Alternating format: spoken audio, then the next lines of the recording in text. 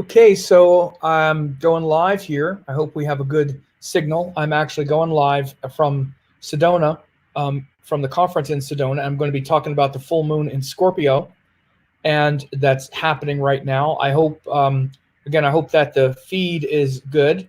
If you're watching this, can you type in and see, and can you type in the chat box and let me know that it's a good signal? But hopefully it is. It should be. I've been having a strong signal, but it's not my signal at home, so I'm not sure. So we are going to do this update here with the Scorpio, the new moon in Scorpio. And as you can see, we're here on, this is November 25th. It's about 7 p.m. here, Mountain Standard Time in the U.S. And you see the moon is just about exact here, new. And it's in the sign of Scorpio, and so this is where we are starting this new cycle of intense, concentrated emotions and power, and where we can go deeper into our emotional stresses, vulnerabilities, and really transform that strength. Really transform those things into strengths. And I'm getting the message that the sound is great and the signal is strong. So I'm glad to hear that. And so nice to see some people here. Katie Walker says, crystal clear, thank you. Drew Salo says, howdy bowl. Albert Frederick, sound is great, Sam, awesome. So yeah, this, and we see good signal from Elizabeth Whalen. So we have, this new moon in Scorpio. It's going to be in Anuradha Nakshatra. This is when sun and moon come together. The moon's going to join the sun exactly in Anuradha Nakshatra here in Scorpio. And again, so you want to understand these cycles within cycles. In particular, when the sun and moon come together, it starts that new cycle. And it's in the sign of Scorpio, that section of the sky, that 30-degree portion. Of course, this is the sidereal zodiac, the sidereal sky. And for the next 30 days, we're going to be working on that lesson when sun and moon come together, and then the moon separates, and then we'll have a full moon in Taurus. And then the next new moon will be in Sagittarius, and this keeps going throughout the year. That's how we have these 30-day and, in fact, sort of 2-week cycles of time. We're always in the midst of one of the, one or the other of the what are called pakshas. There's Shukla Paksha, which is the waxing cycle, and Krishna Paksha, which is the waning cycle. So we're always either on the waxing end of the current cycle or on the waning end. And the waxing end is when we're building up that energy. And so for the next 2 weeks after this new moon, we'll be building up that Scorpio energy so we can feel kind of that Scorpio energy grow, like it's sort of building up to something. And so now when we have the new moon, it's kind of a depletion, where we're starting over at zero from that Scorpio energy. So you should feel that sense of depletion, a little sense of depletion right now with the new moon in Scorpio that shows, where things are about to get rebuilt again, especially around this Scorpio energy. And then we'll feel it start to build and build and build. And then the full moon will be in Taurus, which is opposite Scorpio. That'll be in a couple of weeks. And that's to try to harmonize and integrate that intensity and that passion and that drama and that emotional power that we're really trying to establish in Scorpio. We need that point of contrast, which is the stability and structure of Taurus, to really ground that energy. And then it starts to wane. Then we'll have that full energy of Scorpio integrated with that energy of Taurus. And then we'll have the 2 weeks where we're trying to integrate that on the waning cycle, which leads to the next new moon in Sagittarius. So again, we're just coming out of the Libra cycle. And of course, Libra was really bringing us, a lot of the relationship and a lot of the, the sense of, compromise, diplomacy, wanting to interact with others. After that Libra, we get the Scorpio, which is the vulnerability, the stress, the pressure. We need to, once we get involved intimately with others, let's say even in an intimate romantic relationship, then we have to hold that emotional energy and power. It's a responsibility. We have to sort of be responsible for that emotional, thing that has entered our life. And so that's what Scorpio is. It's the kind of willingness to be engaged emotionally and energetically. And especially because what happens is all of our vulnerabilities become, exacerbated in Scorpio. It's a sign of emotional vulnerability, emotional stress, vulnerability, pressure, things like that. And this is very much what we'll be working on for the next 30 days. So this nakshatra of Anuradha is very devotional. And you see, if we move this forward, see this, if we move this forward, I'll make sure I'm moving forward the birth chart. You move it forward a couple hours, and the exact new moon is going to be, at about here you go, like 11:26. That'll be tomorrow morning. It's about 12 hours from the time I'm recording this now. So it was about 6 degrees away. So in about 12 hours will be the exact, you see the exact degree, the exact new moon. And so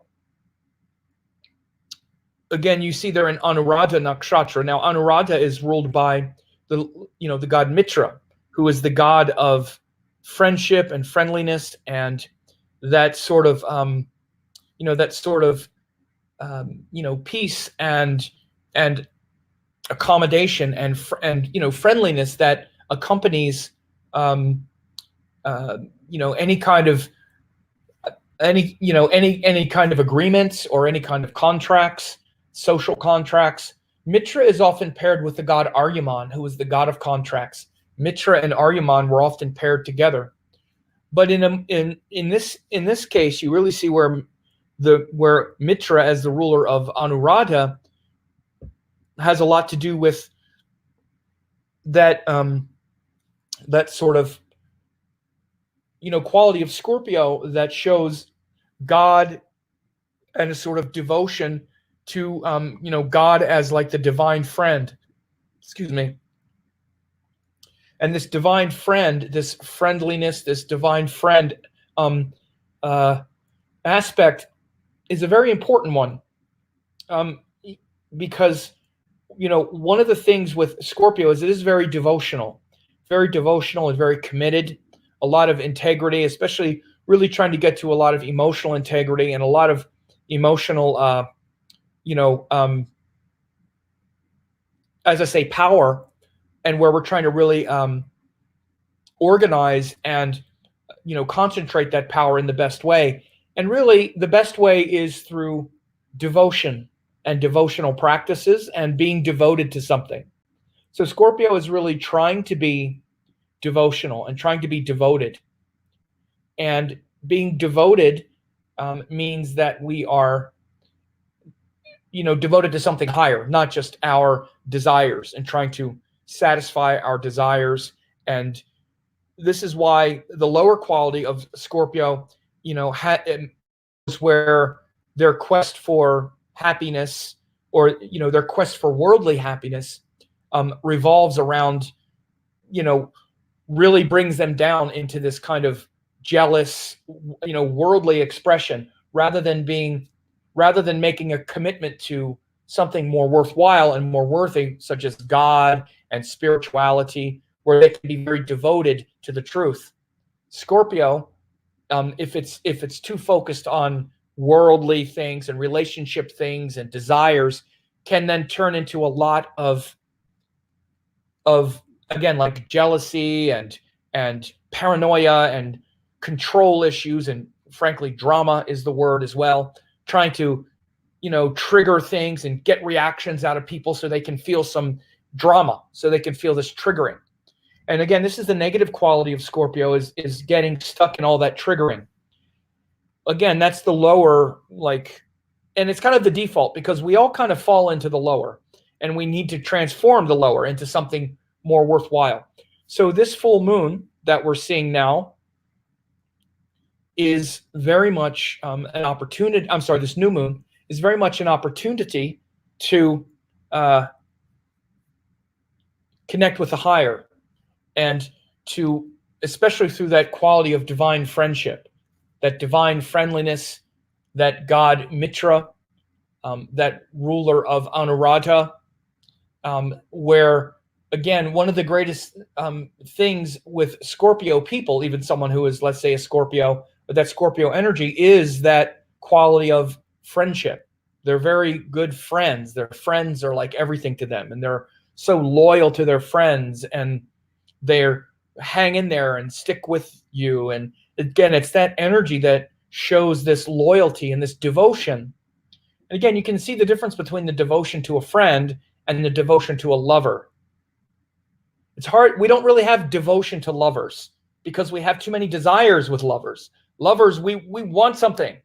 I want it back, and I'm afraid I'm not going to get it. Whereas with friends, it's very different. We don't really want anything from our friends. We're happy with just being with them. We don't want anything from them. Same way with God. We're happy just to be devoted to God, just to be near God, just to be in the presence of God or something holy. So you can see how God as the divine friend is a really powerful symbol. And this is the part of Scorpio that really has that kind of sweet devotional possibility. But again, they have to be, they have to be aligned with something more than just their desires. So again, and I'm not just saying Scorpios. I'm saying for all of us right now, this new moon is in Scorpio, and it shows where we're all going to have a potential for getting triggered and all of that stuff, because this is the cycle. The fact that it's in Anuradha shows that that the higher potential is to be more devotional and to be more devoted. So cultivate devotion at this time, not, drama and triggering and, getting so hooked and attached to your romantic partners and situations and partnerships. Okay, so that's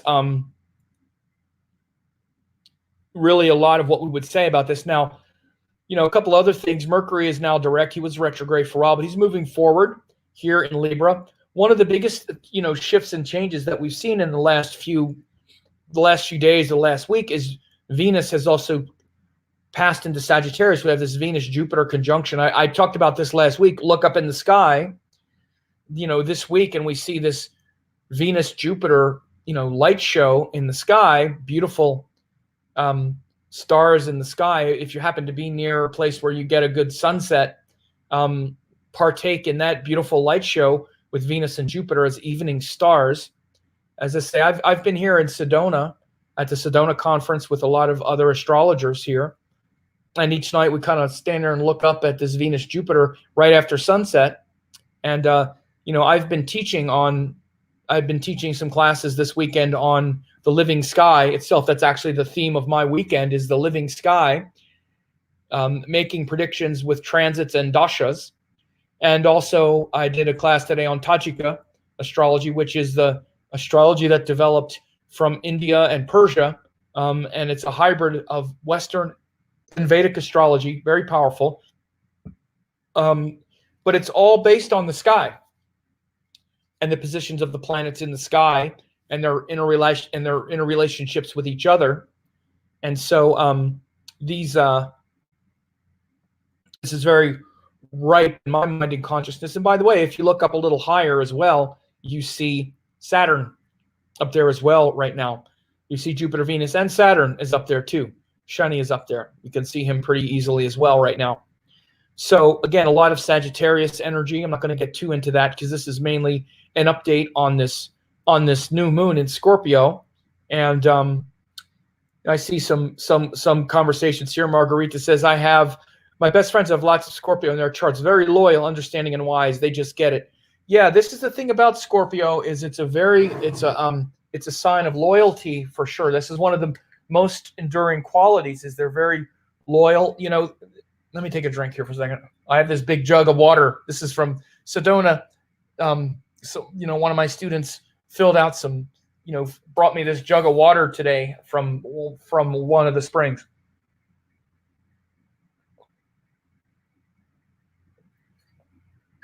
It's very good. Sedona's dry. So anyway, but one of the things about Scorpio is that it's very much a sign of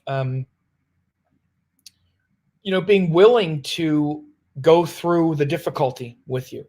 They're not afraid of the emotional stress, because dealing with people is emotionally stressful. They're being intimate with people creates a lot of emotional stress. Scorpio actually likes, it's not like they like the stress, but they like the feeling, even when the feelings are negative or intense at times. They always say they don't like it, but I don't quite believe them. They do kind of like it a little bit. If not that they like the drama or the negative part, they like feeling some kind of emotional intensity. And one of the things with Scorpio that has to be careful of is when things get emotionally kind of boring, quote. It's boring, so I got to make some excitement happen. So the thing about it to understand is that as friends go, Scorpio won't usually leave you because you create too much drama in their life. They usually won't. Even if you create drama in their life, they'll still be there, because some level they kind of like the emotional and the emotional engagement, the deep emotional engagement. Others, like maybe Gemini, will say, okay, you got too much baggage. You're too much. You're a handful. Gemini, or I use Gemini. I'm talking about myself. But anyway, Scorpio will stay with you. They'll stay with it and not give up on you. They really like that.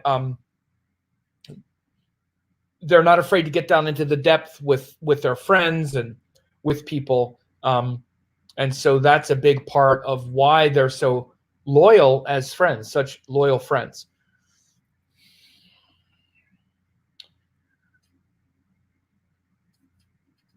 Okay, so a few questions here. Let me just go back and look. Jennifer says, hi, finishing beautiful holiday dessert project. Okay, that's a good Scorpio thing to do, right? And there's a couple other questions here. Solsi says, which planets or house positions can make that triggering of quality of Scorpio less intense? I'm not sure. Which planets or house positions? So you're not, I'm just describing Scorpio in general. I'm not describing anything in a chart. So the things that are, Jupiter in Scorpio brings a lot of understanding and learning, but that's just the nature of Scorpio, and there's no reason to make it less intense. It just needs to be channeled correctly. The intensity is fine as long as it's channeled correctly. What's difficult is if it's just projected onto worldly situations where they want a result or they want to get something or whatever, then it can be very overpowering. And Scorpio people in general can tend to be like that. They can tend to not know it, but be like kind of heavy and like demanding a little bit without knowing it. But, there's nothing wrong with that. They should know this. We all should know things about ourselves. So there's nothing that you don't need to fix it. It just needs to be understood. There's no reason for it to be less intense, because if it's intense in the right way, it's intensely devotional, intensely loyal. So there's nothing wrong with it. There's no reason to make it less anything. It is what it is. That's my answer. I'm so uncooperative when it comes to these kinds of questions, but that's kind of what it is. Coworkers are extremely stressful. I hate it. I am Scorpio rising. Okay. Diane says, I like the pain because then I can feel something fully. And if the emotion comes in the future, I know whether or not to pursue it again. Okay, there you go. I can sense it before I have to feel it again. Okay, this is Diana saying this. I don't know if that's because she's Scorpio or whatever, but that's what that's an honest reflection. And we all, if we like the pain too much, then it's called masochism. If we like pain, it's called masochism. So we need to be careful that it doesn't get too far. And we're not here to enjoy to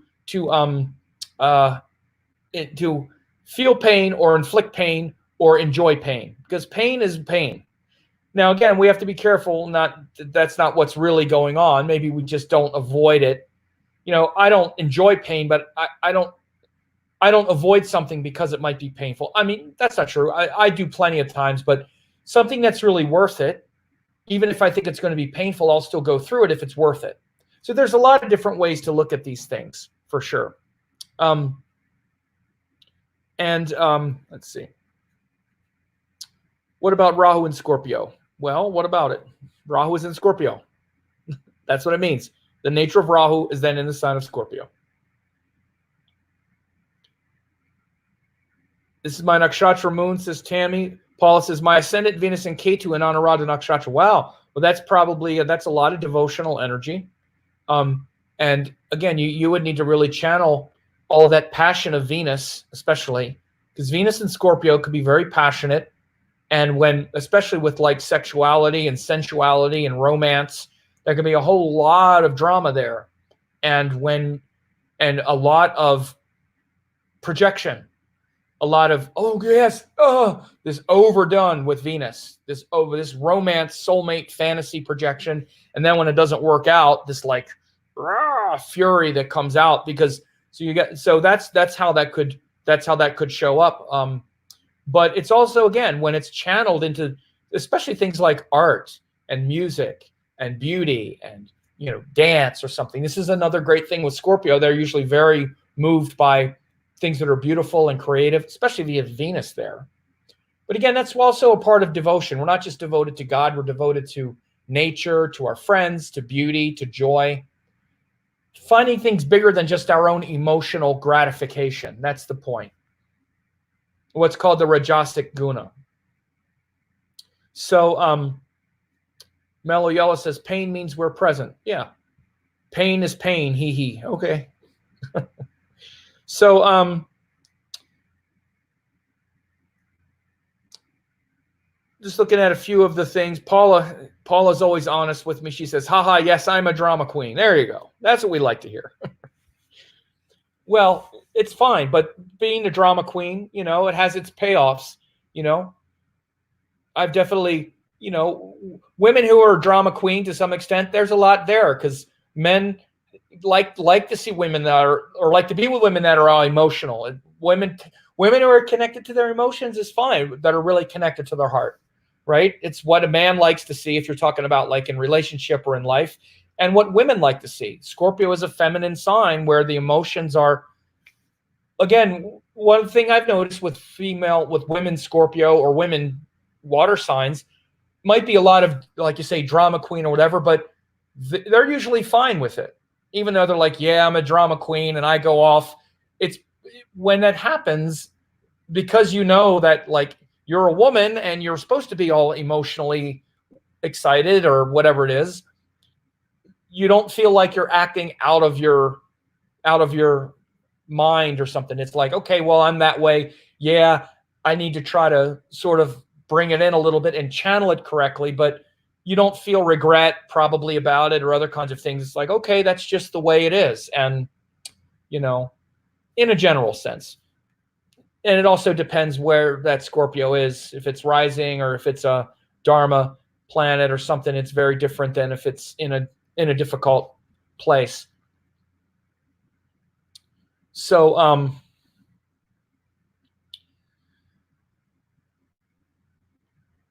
Tammy says, Bharani and Aries rising take the cutter with Anuradha. It gets kind of heartless at times. Okay. What could new moon in a nakshatra that has particular planet imply for a planet as Karaka? If Jupiter is in Anuradha at this time, would it mean anything for the husband? I don't know. I'm not looking at a chart, so it's too theoretical. I'm not sure what we're talking about here. So I think I'm just going to leave it at that. I actually taught like a 6-hour workshop today. So I know I usually go for like an hour or something, but I've already talked quite a lot today. If it wasn't the new moon, I probably wouldn't have done it, but I wanted to do an update because it is the new moon in Scorpio. And I hope this was helpful for everyone to hear, and, share it with others if you think it's, it will help them. So you all have a good night, and watch your emotional expressions and don't get too, extreme in the new moon or this cycle. So we'll be in touch.